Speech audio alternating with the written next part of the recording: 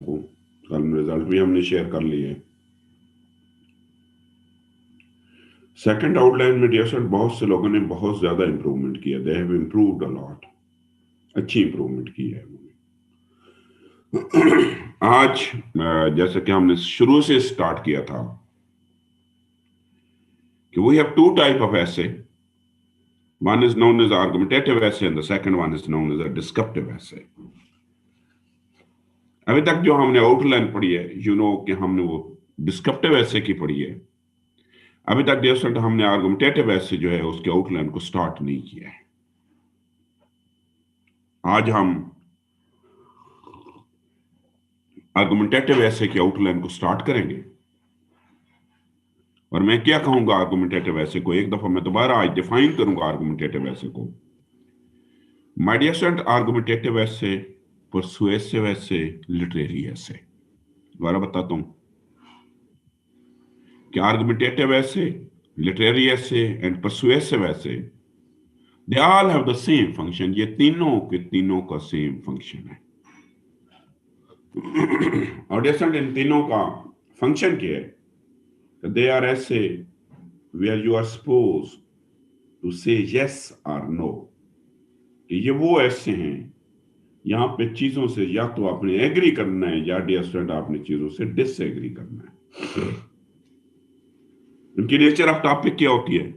My dear student, nature of topic is always consisted on some statement. कैसे होगी statement? For example होगी कि it is not economy but politics that is the key to success. ये quotation होगी। कैसे?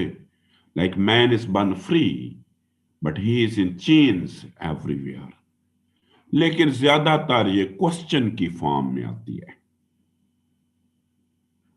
Most of time that will happen in the form of question. Requirement क्या है? My dear sir, stance is required either in the form of yes or in the form of no. आपने या तो my dear student उससे agree करना है या आपने डिसएग्री करना है, या आपने डियर स्टूडेंट उसको यस कहना है या आपने उसको नो कहना है। Knowledge, my dear son, very diversified knowledge is required। मैंने आपको इंट्रोडक्शन में बताया था। फॉर एग्जाम्पल मेरा अगर टॉपिक आ जाता है कि इज जेंडर इक्वलिटी या मिथ, मैं अगर मिथ कहता हूं या मैं फैक्ट कहता हूं, मैं जो भी कहता हूं, मैं ये नहीं करूंगा कि मैं तमाम के तमाम एग्जाम्पल जो है डियर स्टूडेंट वो कुरान एंड सुन्ना से उठा लूंगा। Basically diversification is required. हमें उसमें डिवर्सिफिकेशन रिक्वायर्ड होगी। और डिवर्सिफिकेशन का मतलब यह है कि कुछ एग्जांपल मैं कुरान से लूंगा, कुछ मैं सुन्ना से लूंगा, कुछ मैं फिलॉसफी से लूंगा। So I have to take the example from different fields as well. Knowledge की बात हो गई।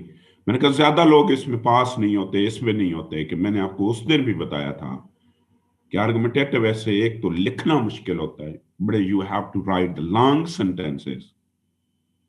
और इसके साथ साथ जैसे इसमें एक और भी मसला होता है, और मसला ये होता है कि लोगों की कोई एक्स्ट्रा ऑर्डिनरी रीडिंग हैबिट्स नहीं होती। और जैसा इसके साथ तीसरा जो इसके साथ जुड़ा हुआ मसला है ना, वो आपको लाइकिंग और डिसलाइकिंग पे भी डिपेंड करता है। लेंथ, माय डियर स्टूडेंट, ये बहुत ज्यादा नहीं लिखा जा सकता। यहाँ पे बहुत ज्यादा का मतलब ये है कि डियर स्टूडेंट क्योंकि इसको बड़ा सोच समझ के लिखना पड़ता है। मार्क्स फॉर्चुनेटली अगर पास कर गए तो sometime my dear son you will cross this figure of 80 as well। और आखिरी बात ये है कि knowledge with extra ordinary language. आपका बेहतरीन नॉलेज, बेहतरीन लैंग्वेज होनी चाहिए। मैं कहता हूं बेटे, ये जो भी स्टूडेंट ये आर्ट डेवलप कर लेना, वो एक तो ऐसे फिर इवन अगर कोई आर्गुमेंटेटिव का एक्सपर्ट है तो फिर उसके लिए डिस्क्रिप्टिव ऐसे भी इतना मैनी नहीं रखता, ज्यादा मैनी उसके लिए फिर डिस्क्रिप्टिव ऐसे भी नहीं रखता। अब let me my dear friend we will move forward. ये एक मैथ देखें।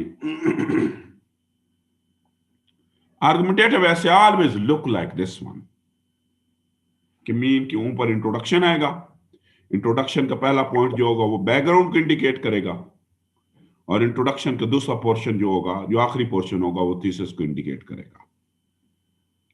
फिर आपके अपने क्लेम होंगे, मीन कि आप अपने एक क्लेम करोगे, उसको फर्दर सब आर्गुमेंट्स में भी डिवाइड कर सकते हो, हमने सीखा था।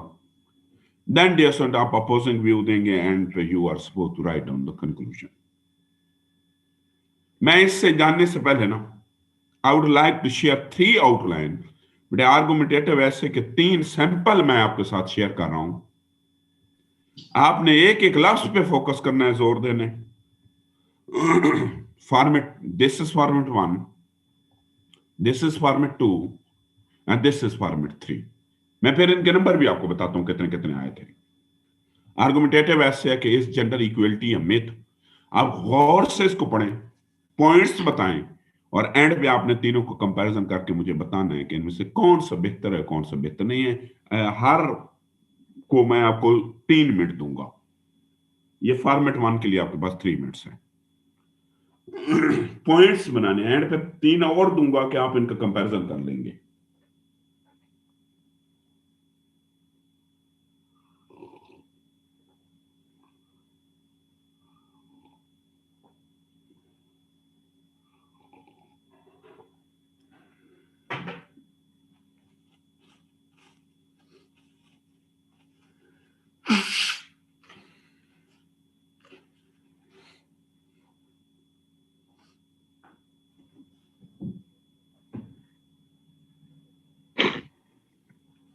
बहुत गौर से आपने इसको पढ़ना है, 3 मिनट्स हैं आपके पास इसको रीड करने के लिए।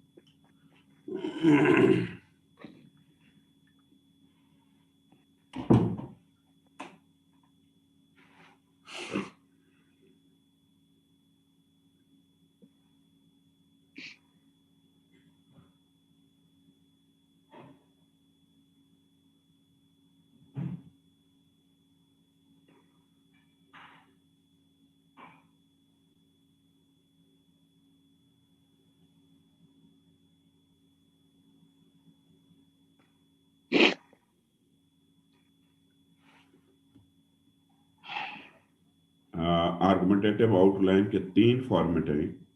फॉर्मेट 1 आपके सामने है।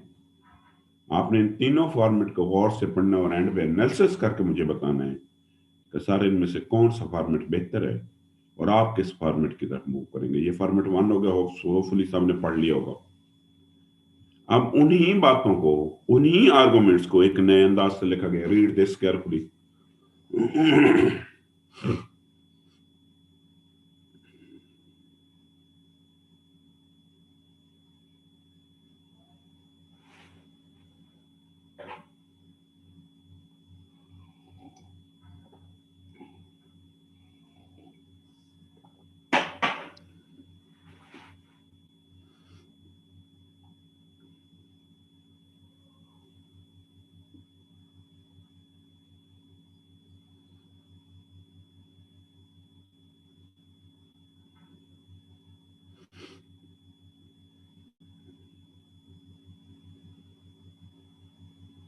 फोर्सेस को पढ़ें, डिफरेंस नोट करें और इस और उसमें क्या डिफरेंस था। फिर आपने मुझे रैंकिंग करके देनी है कि सारे इनमें से तीनों में से कौन सी बेहतर आउटलाइन है।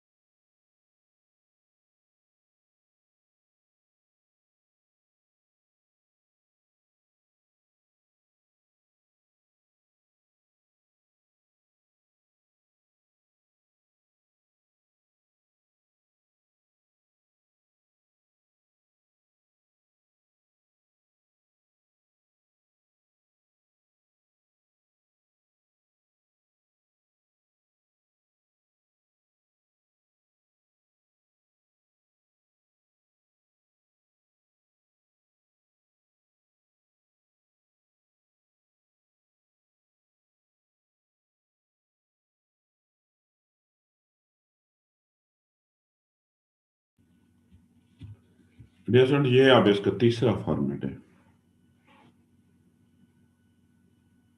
इसको भी जरा पढ़ें और इसका भी एनालिसिस करें कि इसमें क्या मसाइल है।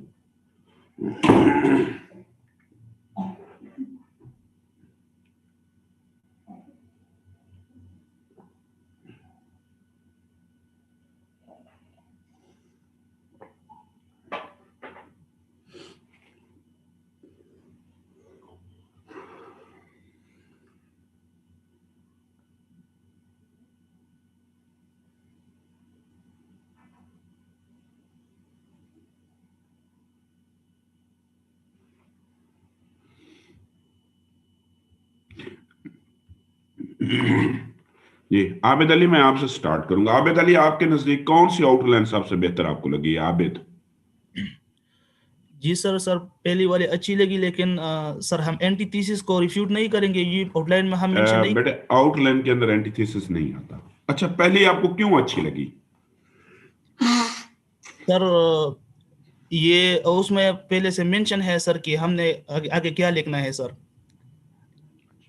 फ्रिया, आपको कौन सी आउटलाइन अच्छी है इन तीनों में से? Freya, Freya Sabir? Sir 1 number. ठीक है आबिद, फ्रिया आप बताएं मुझे। Freya, Freya Sabir. फ्रिया अपने आप को अनम्यूट करें और फ्रिया आपने मुझे बताना है कि आपके नजदीक कौन सी आउटलाइन सबसे बेहतर है।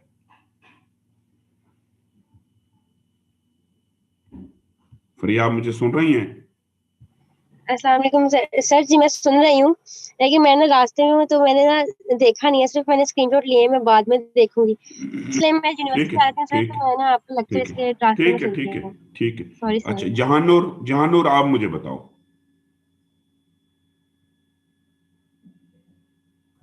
जहानूर जी, जहानूर आपको कौन सी आउटलाइन बेहतर लगी है? सर फॉर्मेट 2 जो था वो थोड़ा एलाबोरेटेड था, मुझे फॉर्मेट 1 से बेहतर लगा है।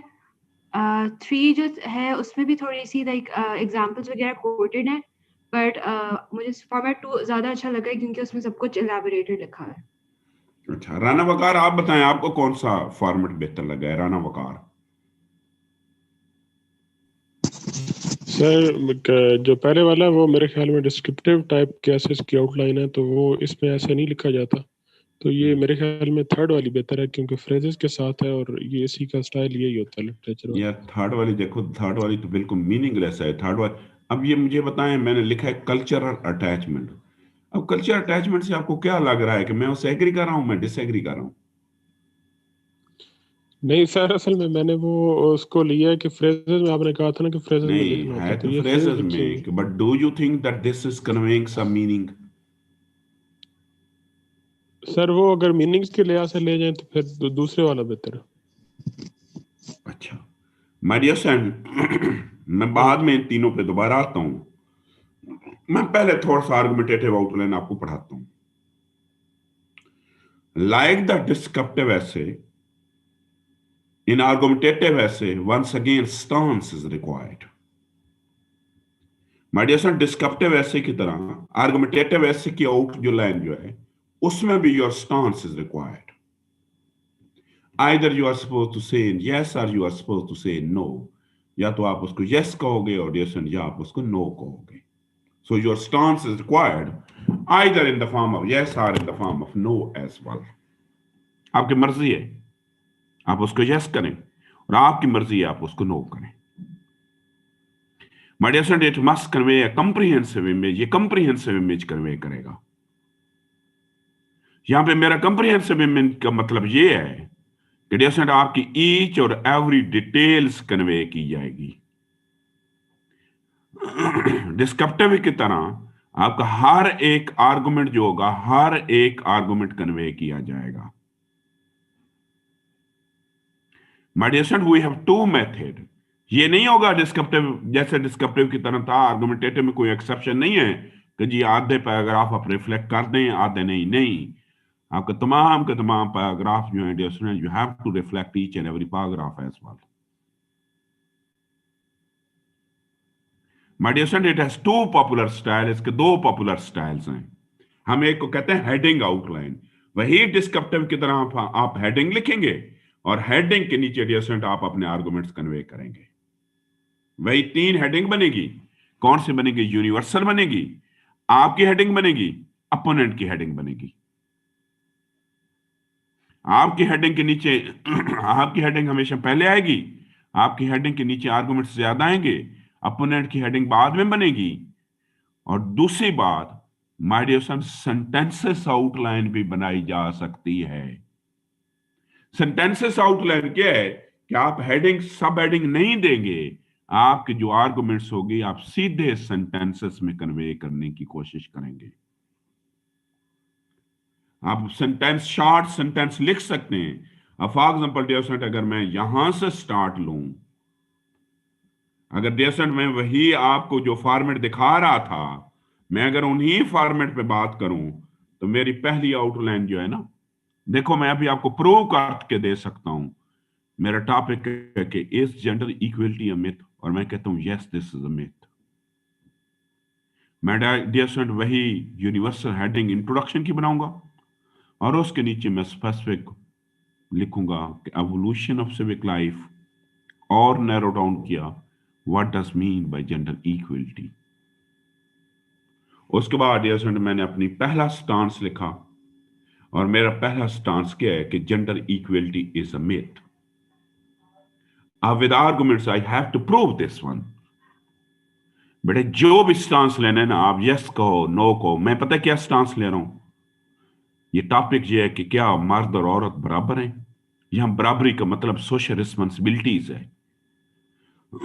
मैं कह रहा हूं ना बराबर थे, ना बराबर हैं, और ना ही बराबर फ्यूचर में हो सकते हैं। मैं इसको प्रूव कर सकता हूं। माय डियर सन, मेरी पहली आर्गुमेंट ये है कि मेल, अगर इस दुनिया को आज की डेट में मैं देखूं ना, वी हैव 193 इंडिपेंडेंट कंट्रीज। औरतों की पॉपुलेशन जो है that is more than male, this is approximately 52%। अगर ये दोनों बराबर होते ना, तो दुनिया के आज 93 countries must be ruled by female as well. 93 countries को फीमेल रूल कर रही होती। But unfortunately, we have only 2 or 3 or 4 countries. So this indicate that this equality is a myth. चले हम इसको एक और एंगल से देखते हैं। दुनिया में सबसे ज्यादा वुमेन राइट्स जो है उसका champion United state of America है। माय डियर फ्रेंड, अभी जो बाइडेन जो है, he is the 46th president, but they have never allowed any female to become the president of the United States of America as well. उन्होंने तो कभी vice president भी नहीं बनने दिया, पहली दफा वाइस प्रेसिडेंट बनी है। So this indicate that this equality is not existed. मेरी डियर दूसरी अटैचमेंट है, मेरी दूसरी आर्गुमेंट है कल्चर अटैचमेंट। यहां पे इस फ्रेज को जब मैं हेडिंग के साथ मिला के पढ़ूंगा ना, तो मीनिंगफुल बन जाएगी। माय डियर फ्रेंड, इस दुनिया के अंदर अगर मैं बात करूं तो वी हैव 3 प्रोमिनेंट कल्चर्स। 3 भी नहीं है, 4 है। एक वेस्टर्न कल्चर है, एक मुस्लिम कल्चर है, एक साउथ ईस्ट एशिया का culture, Japan, Korea, China, Thailand वगैरह, और जो आखिरी कल्चर है वो सब कंटिनेंट का कल्चर है, हिंदू कल्चर है। चलो ठीक है, इस्लाम को छोड़ देते हैं। बहुत से लोग कहते हैं इस्लाम औरत के राइट के अगेंस्ट है। Let me talk about Hinduism. Hinduism तो औरतों से राइट ऑफ लाइफ जो है वो भी स्नैच कर लेता है।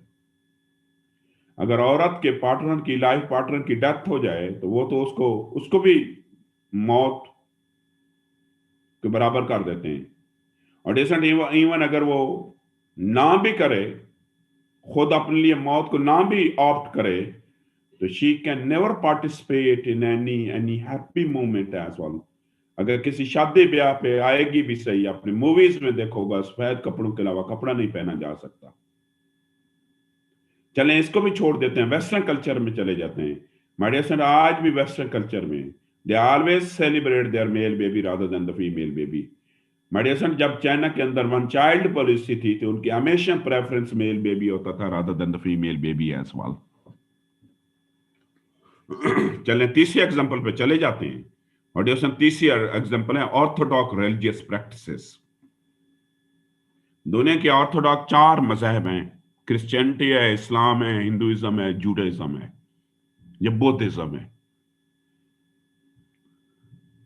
चलें इस्लाम को तो छोड़ देते हैं, मुझे बताएं अगर क्रिश्चियनिटी की बात करें तो कभी आपने पोप फीमेल भी देखी है?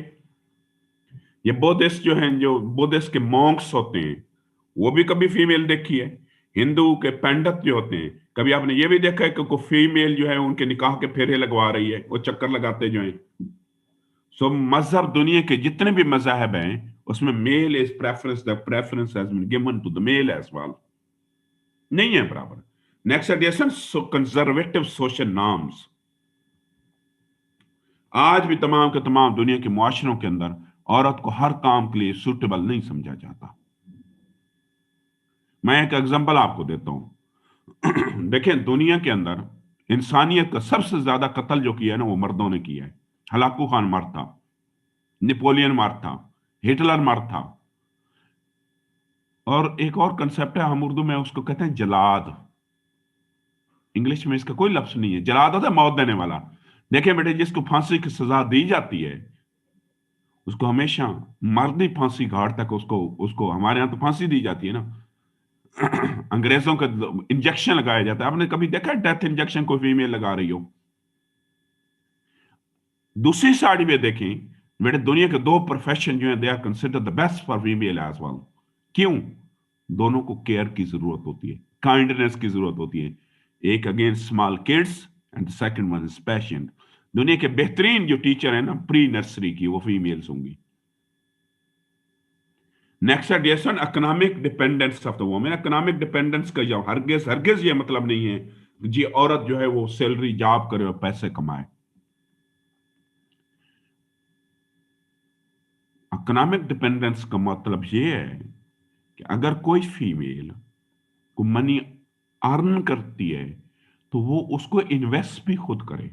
मैं अभी आपकी क्लास शुरू करने लगा हूं तो मैंने वैसे ही गूगल पर सर्च किया, मैं लिखा top 100 richest person on earth, मुझे एक भी फीमेल का नाम नजर नहीं आया। मैंने लिखा टॉप 100 एंटरप्रेन्योर, मुझे एक भी फीमेल का नाम नजर नहीं आया, एक भी, नॉट अ सिंगल फीमेल।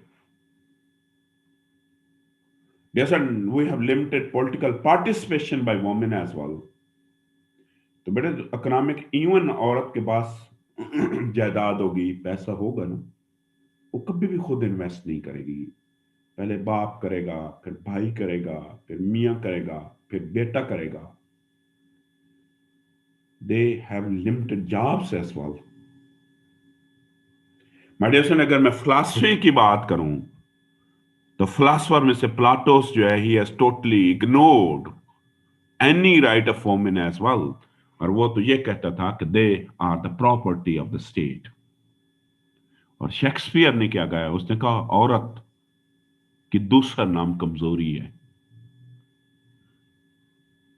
अब अगर मैं दूसरा स्कूल ऑफ थॉट लूं, वो क्या कहते हैं? जैसे जहां पे रिफ्यूट नहीं किया जाता, रिफ्यूट अगर बॉडी पैराग्राफ में जाके, और उनके हार्डली 2, मिनिमम 2, मैक्सिमम 3 से ज्यादा आर्गुमेंट्स नहीं होते। क्या लिखा? वुमेन इक्वलिटी इन वेस्ट। वो सबसे पहले एग्जांपल देते हैं, वो कहते हैं जी यूरोप में बराबर है। अच्छा, मैं तो ये समझता हूं, believe me by the way, कि यूरोप में भी बराबर नहीं है। आज भी आप स्टैटिस्टिक्स निकाल लेना कि सेम काम की मेल सैलरी ज्यादा लेगा और फीमेल जो है ना वो सैलरी कम लेगी। दूसरी उनकी एग्जांपल होती है, तो इसको आगे हम रिफ्यूट करेंगे। उनकी दूसरी एग्जांपल होती है कि जी आर्टिकल 20 पाकिस्तान के अंदर कॉन्स्टिट्यूशन ने बराबरी दी है, बिल्कुल बराबरी दी है, but the implementation of this constitution is not existed. वो कहते हैं बायोलॉजिकल इक्वलिटी है, बिल्कुल बायोलॉजिकल, पहली बात है बायोलॉजिकल इक्वलिटी भी नहीं है। हम तो यहाँ पे बायोलॉजिकल इक्वलिटी की बात भी नहीं कर रहे हैं, हम तो सोशल रिस्पॉन्सिबिलिटीज की बात कर रहे हैं। Then you are supposed to write on the conclusion. इनके भी सब आर्गुमेंट्स लिखे जा सकते हैं। ये रिकमेंडेड है, ये क्या है, इसको मैंने नाम दिया रिकमेंडेड। लेकिन जैसा कि कुछ टू आइडियल ये है। माय डियर स्टूडेंट, आप कोई हेडिंग सब हेडिंग नहीं बनाएंगे, you are supposed to write down the sentences allowed हैं आर्गुमेंटेटिव में। लेकिन 2 चीजों को ख्याल रखना है। पहली चीज, इस चीज का ख्याल रखना है कि आपका तमाम के तमाम sentences look like a new one, ये ना हो कि हर जगह आप लिखें वोमेन इक्वलिटी, वोमेन इक्वलिटी, आपका हर एक सेंटेंस एक नया जुमला लगे। और दूसरी बात ये है कि आपका हर सेंटेंस मैसेज या मीनिंग कन्वे करे। हमने क्या लिखा इंट्रोडक्शन, इसकी कोई बाइफर्केशन नहीं होती। अब देखें ना, मैं हर सेंटेंस लिखूंगा, सेंटेंस मीनिंग भी कन्वे करेगा, लेकिन डियर मीनिंग कन्वे करने के साथ साथ कोई भी सेंटेंस एक दूसरे सेंटेंस की रेपिटेशन नहीं होगा। मैंने यहां पे लिखा male dominance in societies manifest the reality of gender equality. Culture attachment reflect the male supremacy in many societies. Orthodox religious practice restrict women equality. Conservative social norms make women equality a distant dream. Economic dependence of women is still an illusion. Limited political participation by women convey the reality. Women equality can be seen in Western culture. Article 25(2), Constitution of Pakistan 1973 ensure the equality. Biological equality of men and women. Support the. अब देखो ना, यहां पे जब मैंने कहा कि women equality can be seen in Western culture, तो यहां पे भी थोड़ा थोड़ा अंदाजा शुरू हो गया कि अब मेरा स्टांस जो है वो स्टांस चेंज हो रहा है। जब आप अपोनेंट के स्टांस पे जाएंगे तो डियर आपके जो स्टेटमेंट्स होंगे, स्टेटमेंट्स चेंज होनी शुरू हो जाएंगी। एंड पे हम लिखा कि biological equality of men and women support the concept of equality. अब तीसरा देखें, अब तीसरा डियर हेडिंग खत्म हो गई है। जब हेडिंग खत्म हो गई है तो फ्रेजेस हैं, तो ये फ्रेजेस कोई मतलब मैंने लिखा मेल डोमिनेंस इन सोसाइटीज क्या कन्वे कर रही है। चलो ये तो कल्चर अटैचमेंट क्या कन्वे कर रही है। तो बहुत से लोग क्या होते हैं कि वो सेंटेंसेस आउटलाइन की तरफ मूव करते हैं, लेकिन उनका हर आर्गुमेंट्स मीनिंग कन्वे नहीं करती। मैं दोबारा बताता हूं, माय डियर स्टूडेंट, रिकमेंडेड ये है, ये आसान है, आइडियल ये है, लेकिन इसमें दो चीजों का ख्याल रखना है। पहली चीज इस चीज का ख्याल रखना है कि आपका हर सेंटेंस कोई ना कोई मैसेज कन्वे करे, और दूसरा आपने इस चीज का ख्याल रखना है कि कभी भी किसी भी चीज की रेपिटेशन ना हो। और मैं एक बात बताऊं, तीसरी चीज जो सबसे बेहतरीन है, इन दोनों को अमलगेशन बना लो। ऊपर हेडिंग लिख लो, बेशक उसके नीचे सेंटेंस लिख दो, सबसे ज्यादा खूबसूरत वो होगी। लेकिन एक चीज दोबारा मैं बार बार कह रहा हूं, सेंटेंस रेपिटेशन नहीं होनी चाहिए। सेंटेंस की कभी भी रेपिटेशन नहीं होनी चाहिए। अब देखें ना, तीसरी हमने सेंटेंसेस की लिखने की कोशिश की, नहीं बनी, खराब हो गई। मैं एक मिनट क्वेश्चन लेता हूं, मैं दोबारा वापस आऊंगा। मैंने कहा dear student, we have two type of outline. हमने एक को नाम दिया सेंटेंसेस आउटलाइन और दूसरे को हमने दिया हेडिंग आउटलाइन। रिकमेंड मैं हेडिंग कर रहा हूं। मैंने क्या सेंटेंसेस को मैंने कहा ओकेजनली, मैंने कहा कभी कभार you may illustrate or justify your stance with a point in the form of phrases or sentences, as sentences can be used in argumentative essay as well. In ideal terms, every argument should be taken from different fleet. My dear student, it should be flawless and it must have the beautiful presentation as well. इसकी presentation भी बहुत खूबसूरत होनी चाहिए। और ideal हम किस पे गए, बेशक आप हेडिंग्स में बना दें, बेटे दूसरा आमना फॉर्मेट ये होता है कि उसके अंदर आप हेडिंग्स नहीं लिखते, आप सीधे आर्गुमेंट्स लिखते हैं और वो आर्गुमेंट सेंटेंसेस के फॉर्म में भी लिखे जाए। ये देखें, ये सेकंड फॉर्मेट है। इंट्रोडक्शन लिखा, इसकी कोई बाइफर्केशन नहीं, ऊपर कोई हेडिंग नहीं, सीधा आर्गुमेंट्स पे चले जाते हैं। और मैं आपको मशवरा दूंगा, इन दोनों का मिक्सचर लिखें। मिक्सचर कैसे बनेगा, अब मैं आपको दिखाता हूं। अब ये एक ऐसे है मेरा, has democracy fail to deliver in Pakistan, question mark आ गया। अब मेरी मर्जी है कि मैं कौन सा मैंने स्टांस लूं। मैंने कहा evolution of different form of governance democracy and it's की ऑब्जेक्टिव। कभी कभार एक और भी बेटे, एक और भी, इवन आप एक स्टांस लेने से पहले भी एक पैराग्राफ लिख सकते हैं जिसके अंदर अब 4 हेडिंग नहीं बनेगी, 5 हेडिंग बनेगी। कभी कभार आप ये भी कर सकते हैं, यहां पे मैंने लिखा characteristic of real democracy.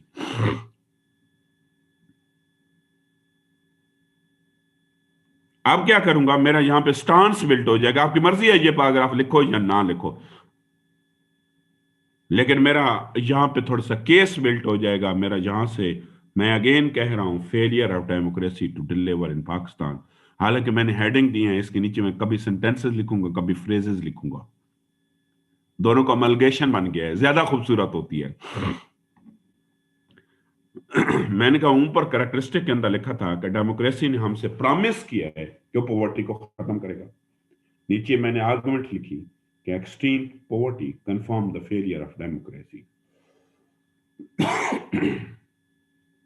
27% of the total population is living below the poverty line, and 48% citizens do not have access to the clean water. My dear son, मैं लेता हूं question. My dear son, democracy हमेशा आपसे request करती है या ensure करती है ट्रांसपेरेंसी होगी, बट अनफॉर्चुनेटली हमारे मुल्क के अंदर अब्सेंस ऑफ ट्रांसपेरेंसी है, अकाउंटेबिलिटी। देखो ना पूरा सेंटेंस लिखा हुआ है, manifest the reality of democracy in Pakistan. Democracy के अंदर फ्रीडम ऑफ स्पीच जो है वो हमेशा कन्वे की जाती है, इंश्योर की जाती है, but you know that the freedom of speech can never denied in real democratic states, but unfortunately in our country we have kidnapping and torture on civil society as well. Democracy हमेशा inflation को नीचे की तरफ लेके आती है, but unfortunately हमारे मुल्क के अंदर इन्फ्लेशन दिन ब दिन ऊपर जा रही है। माय डियर सन, डेमोक्रेसी हमेशा इंश्योर करती है जेंडर इक्वलिटी को, but unfortunately in our country we have the prevalence of the gender inequality as well. Restoration of democratic government has failed to build the confidence of the direct investment as well. Failed to ensure the nation integration. Failed to provide the basic need to the peoples. ना food है, ना shelter है, ना education है। लेकिन कुछ लोग कहते हैं कि डेमोक्रेसी इज वेरी सक्सेसफुल, और सबसे पहली बात करते हैं, वो कहते हैं हमने 18th अमेंडमेंट दी है। क्यों दी है? डेवोल्यूशन ऑफ पावर के लिए। क्यों devolution of power? Good governance होगा। मेरे नजदीक तो 18th अमेंडमेंट, मैं इसको रिफ्यूट करूंगा, मैं कहूँगा बिल्कुल अच्छी बात है 18th अमेंडमेंट हुआ, बिल्कुल अच्छी बात है डेवोल्यूशन हुआ, लेकिन मुल्क में 2011 की निस्बत आज बैड गवर्नेंस ज्यादा है as compare to the good governance. दूसरी एग्जांपल देते हैं, वो कहते हैं जी हमने एनएफसी अवार्ड दिया। एनएफसी क्या है? मडिया, हम इसको कहते हैं national finance commission. National finance commission एक कॉन्स्टिट्यूशन डॉक्यूमेंट है, और इसका काम यह है कि ये एक डॉक्यूमेंट डिसाइड करती है कि मुल्क में जो रेवेन्यू एफबीआर जनरेट करेगी उसको कैसे आपस में डिवाइड किया जाएगा। पहला रूल ये था, आबादी के मुताबिक ये डिवाइड होता था, लेकिन 2010 में एक मल्टी फार्मूला अडॉप्ट किया गया। इसको थोड़ा सा आपने पढ़ना है, अभी तक एनएफसी 11 नहीं आया। उन्होंने कहा नहीं, आबादी नहीं, हम आबादी भी देखेंगे, हम टैक्स कलेक्शन भी देखेंगे, हम वार एंड टेरर भी देखेंगे, हम पॉवर्टी भी देखेंगे। उससे पहले पंजाब का जो टोटल शेयर होता था वो 50% होता था, फिर कम होकर 43-44% हो गया। बलूचिस्तान, सिंध और केपीके का शेयर बहुत ज्यादा बढ़ गया। अब क्वेश्चन ये है कि बलूचिस्तान की बजट या पैसा बहुत बढ़ गया, क्या वो जो पैसा बढ़ा वो क्या डेवलपमेंट पे लगा? जब बलूचिस्तान की जो सिचुएशन है वो पहले की निस्बत आज डेवलपमेंट की बेहतर है? बिल्कुल बेहतर नहीं है। और तीसरी बात वो क्लेम करते हैं कि जी हमने फ्रीडम ऑफ प्रेस दी है। मेरे नजदीक तो freedom of press democratic government में आया भी नहीं है। फ्रीडम ऑफ प्रेस जो है ना, ये मुशर्रफ एरा में आया था। और दूसरी बात है, इसमें किसी एक इंडिविजुअल को क्रेडिट नहीं है, दिस इज बेसिकली टेक्नोलॉजी, खास तौर पे सोशल मीडिया की वजह से आया है। और then just we will move to the conclusion as well. अब ये आउटलाइन देखें ना बेटा, इसके अंदर दोनों का अमलगेशन बना हुआ है। तो मैं आपको कहूंगा कि ऊपर हेडिंग बनाए और नीचे सेंटेंसेस और फ्रेजेस में लिखें, this seems more better. But सब आर्गुमेंट्स 2 ही होती हैं, 3 तक भी जा सकते हैं, यहाँ पे मैंने 3 लिखी हैं लेकिन मोस्टली 2 होती हैं। तो ये है इसका तरीका। मैं दोबारा उसी फॉर्मेट पे जाता हूँ, एक दफा आप दोनों को 3 फॉर्मेट में आपको दिखाऊंगा। जब 3 फॉर्मेट देखेंगे तो आपको चीजें बड़ी कैटेगोरिकली बहुत क्लियर हो जाएंगी। माय डियर, ये फॉर्मेट 1 था हेडिंग के साथ, ये फॉर्मेट 2 था, कोई हेडिंग नहीं है, सीधे सेंटेंसेस लिखे। ये फॉर्मेट 3 है, इसमें कभी देखे ना राइज इन इन्फ्लेशन जो है ये फ्रेज लिखा गया है, हेडिंग भी दी है, लेकिन इसके पहला और दूसरे आर्गुमेंट्स जो है ना वो कोई फ्रेजेस नहीं है, वो दोनों कंप्लीट सेंटेंसेस हैं। और दूसरा क्या है कि हम आर्गुमेंट्स को सब आर्गुमेंट्स में डिवाइड किया गया है। माय डियर सर, ये मेरा फेथ है कि अगर आप अपनी आउटलाइन बेहतर कर लें, आप इंट्रोडक्शन बेहतर कर लें, आपके फेलियर जो है वो मिनिमाइज होना शुरू हो जाएगा। आप खुद अंदाजा कर लें कि आप जो पहले दिन लिख रहे थे आप भी वैसे ही लिखते हैं। और दूसरी बात है, शायद मैंने आपको पहले भी बताया होगा, सैटरडे को आपको 3 घंटे का फुल फ्लेज मौका है, 9 से लेकर 12 तक, ठीक है। और 2 ही टॉपिक आएंगे, मैं टॉपिक अभी आपको बता देता हूं माय डियर फ्रेंड। एक जो आपका फील्ड में बता देता हूं, पहली फील्ड एजुकेशन होगी और दूसरी फील्ड जो होगी वो डेमोक्रेसी होगी। इनसे मैं आपको 3 घंटे का फुल फ्लेज मॉक लूंगा। माय डियर फ्रेंड, आप मॉक करेंगे और आप उसको ऑनलाइन नहीं भेजेंगे, आप उसको कोरियर करेंगे, क्योंकि वो 10, 12, 15 पेज होते हैं। अक्सर जो आप इमेज भेजते हैं या तो उसका प्रिंट ठीक नहीं होता या अगेन इमेज सही नहीं होता, तो वो सिर्फ हम हार्ड कॉपी में चेक करेंगे। कब होगा? सैटरडे को। टाइम क्या होगा? 9 से लेकर 12 तक। जी, अब आपके जो क्वेश्चन है पहले क्वेश्चन करें, देन कुछ और चीजें मैंने बतानी है वो बताता हूँ। ये मैं क्वेश्चन लेता हूँ उमैर का। जी उमैर। अस्सलाम वालेकुम सर। जी उमैर। सर ये आपने बताई सर इसी फॉर्मेट में कि कैरेक्टरिस्टिक्स ऑफ रियल डेमोक्रेसी, इसमें सर हम अपनी जो कैरेक्टरिस्टिक्स हैं वो एक ही पैरा में सर जो 5-6 वो सारी की सारी बेटे एक ही पैरा में सारी कैरेक्टरिस्टिक्स, वो केस बिल्ट हो जाएगा ना आपका। Okay sir, thank you sir. जी हिरा आप बताओ।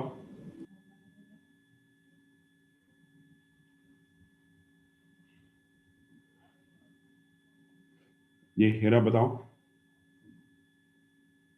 हिरा मैं सुन रहा हूँ आपको। अस्सलाम वालेकुम सर। जी हिरा। सर मैंने पूछना था कि फॉर्मेट 2 है उसमें तकरीबन 11 हेडिंग्स हैं, तो फिर इस तरह हमारे 11 पैराग्राफ बनेंगे तो ऐसे की लेंथ कम नहीं हो जाएगी? आप बेटे इसको बढ़ा भी सकते हो। मैंने 11 इस वजह से बनाए हैं क्योंकि मैंने 2 स्लाइड में खत्म करना था इसको, मेरे पास जगह नहीं थी। आप इसको 13 तक लेके जाओगे, वैसे भी आर्गुमेंटेटिव वैसे की बहुत ज्यादा लंबी लेंथ नहीं होती।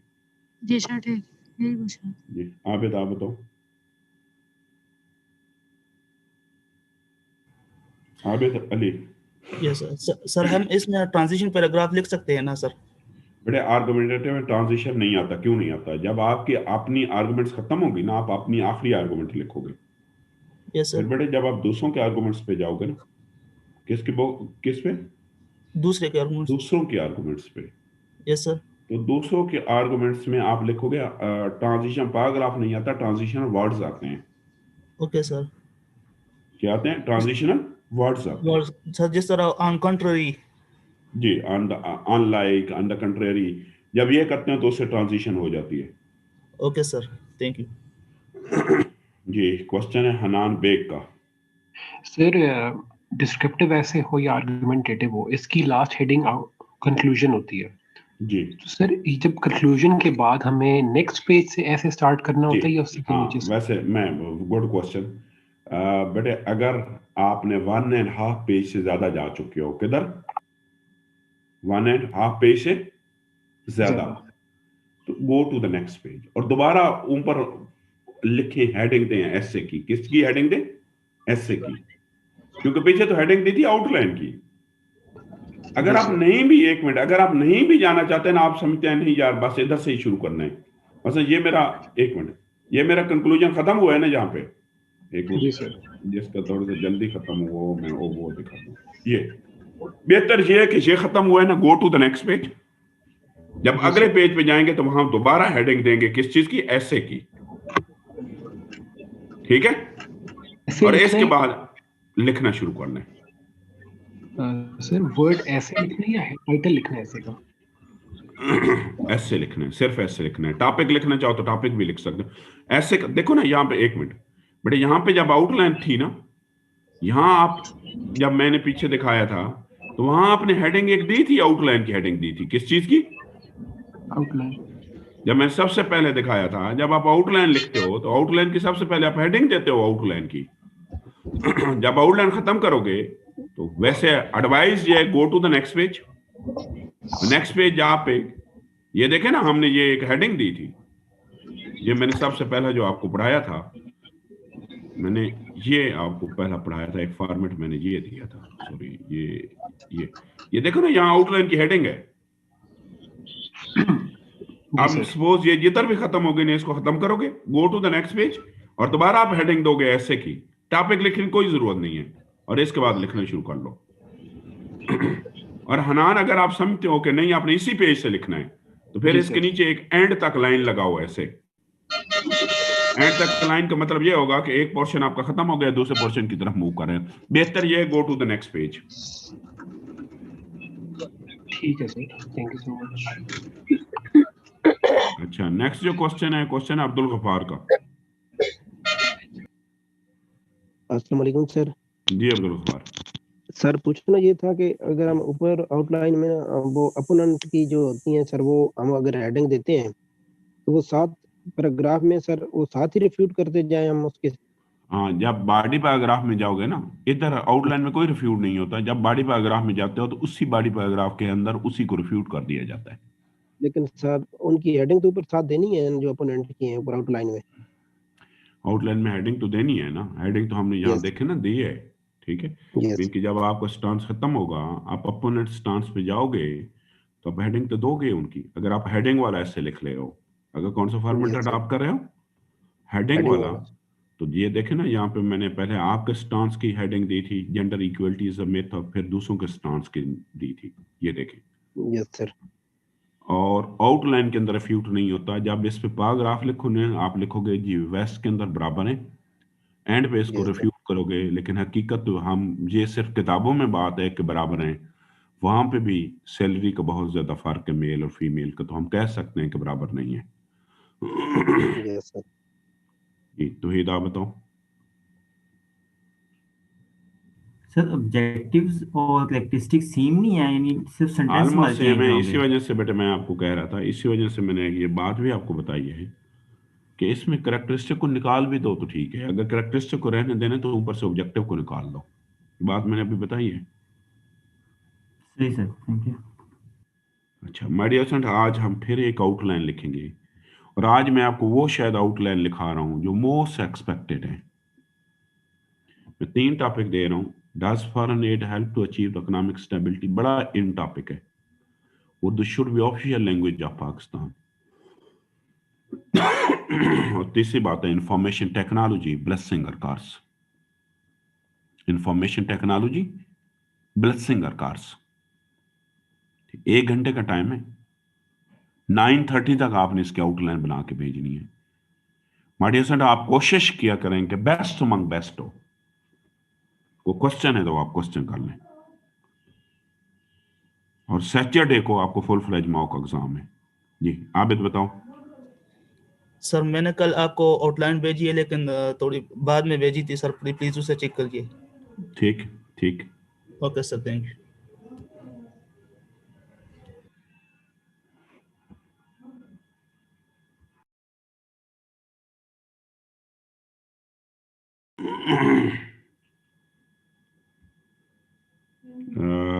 जी दोबारा हनान बताएं। सर लास्ट ईयर ऐसे आया था, promoting tourism in Pakistan, opportunities and challenges. Sir इसमें अगर केस बिल्ड करने के लिए एक हेडिंग बनाई जाए ग्लोबल टूरिज्म इंडस्ट्री, तो एक्सेप्टेबल होगा? बिल्कुल एक्सेप्टेबल होगा। ठीक है सर, थैंक यू। निम्रा आप बताओ। अस्सलाम वालेकुम सर। जी निम्रा। सर मैंने आपको कल टेक्स्ट किया था कि मैंने कल से ज्वाइन आपने क्या किया? मैंने कल आपको टेक्स्ट किया था कि मैंने कल से ज्वाइन किया है, और ठीक है। आप थोड़ा सा टाइम दे सकते हैं क्योंकि मुझे चीज़ें बिल्कुल समझ नहीं आ रही हैं। बिल्कुल निम्रा, आप ना ठीक है, आप ना मुझे कोई अप्रॉक्सीमेटली 2 o'clock कॉल करना, तो मैं आपको टाइम दूंगा। उमर आप बताओ। मैं 1 मिनट आपको क्वेश्चन देता हूँ, 1 मिनट, मुझे 1 मिनट दें। उमर लेता हूँ मैं।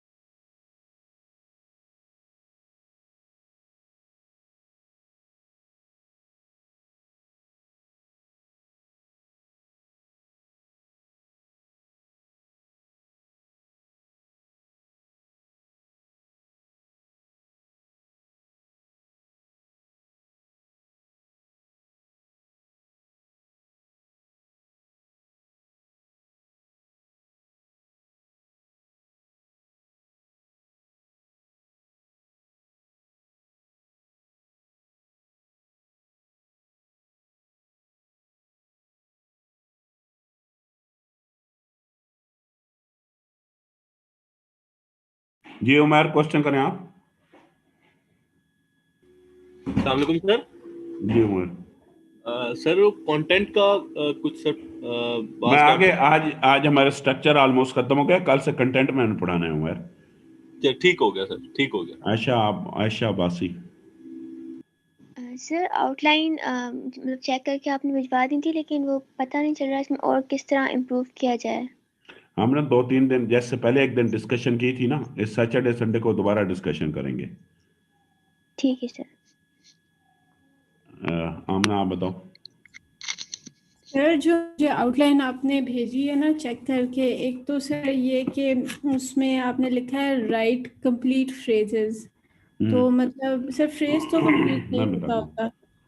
कंप्लीट फ्रेज का मतलब ये है कि बेटे आपने ना सिंगल वर्ड्स लिखे हुए हैं। क्या लिखे हुए हैं सर? मतलब जैसे मैंने लिखा है कि गवर्नमेंट्स स्ट्रेटजी, तो इसके आगे आपने क्वेश्चन मार्क आपने डाला क्या लिखा है?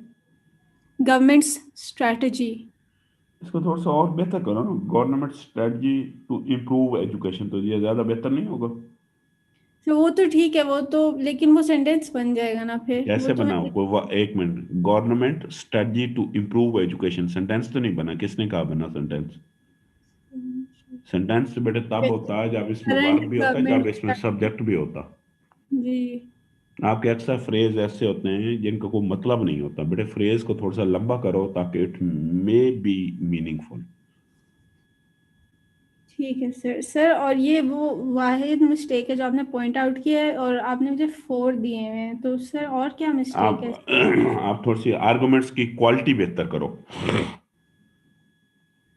अच्छा ठीक है सर और ये जो आपने 2 टॉपिक्स दिए हैं, इसमें से नॉलेज हम कहाँ किन रिसोर्सेज से बिल्ड करें?